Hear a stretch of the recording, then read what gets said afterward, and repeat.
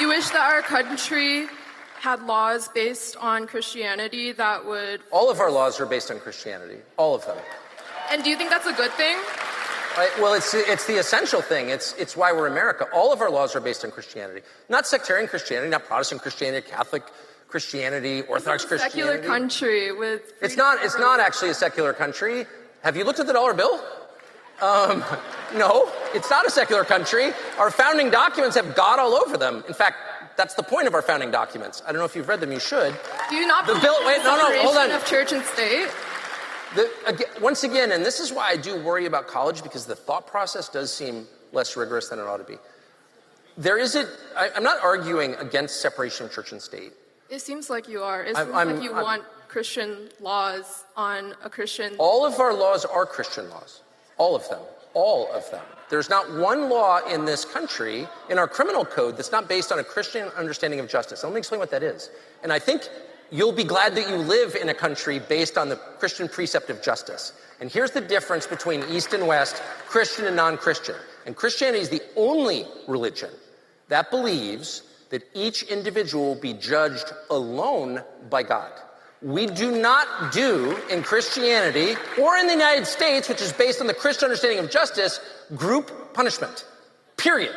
You can't punish someone's children for the sins of his parents. We don't punish entire populations. We don't kill civilians because we have a Christian understanding of what justice is. We do not do group punishment.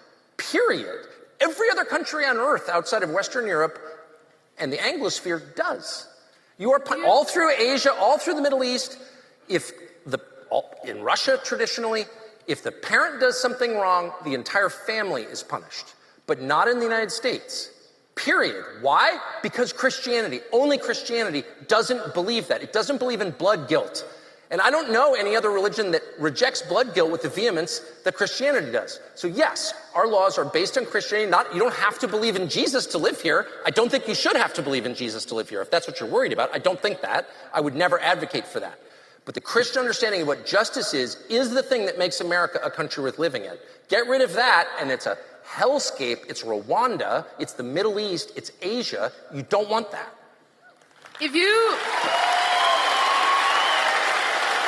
How can you say that you believe in the separation of church and state if you're advocating for a people that is not homogeneously Christian to be following Christian laws? I guess what I said was our understanding of justice, which is reflected and I hope remains reflected in our legal code, derives from the Christian understanding of justice, which is far superior to any other religion's perception, understanding of justice. And that's one of the reasons that people who are not Christian move here, because they agree that collective punishment is immoral. It's totally immoral. It's why what's happening in Gaza is disgusting. It's why what's happening around the world is disgusting, because a whole group is identified as guilty, and Christians do not believe that is possible. Groups can't be guilty. They can't be saved collectively. Every person stands alone before God and is judged on his behavior and his belief. Period. And our legal code reflects that. So you can't fire the kids of someone who gets arrested for something, okay? You don't have to be Christian to think that's a good thing. That's what human rights are. What do you think human rights come from? Christianity. Why was slavery abolished? Christianity. Why? Slavery was perpetuated by people making arguments from the Bible. Well, for sure. Lots of bad things have been perpetuated by people making arguments from the Bible. But in the end, it was eliminated because Great Britain eliminated it on Christian grounds. And Great Britain, not any other country. And lots of other countries were deeply involved in the slave trade, as you know.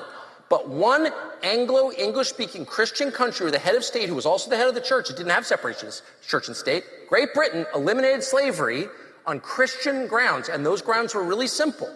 Each person is created by God and his rights are inalienable because they're delivered not by the state but by God. And that is reflected in our Bill of Rights. And you don't want to live in a country that doesn't have that.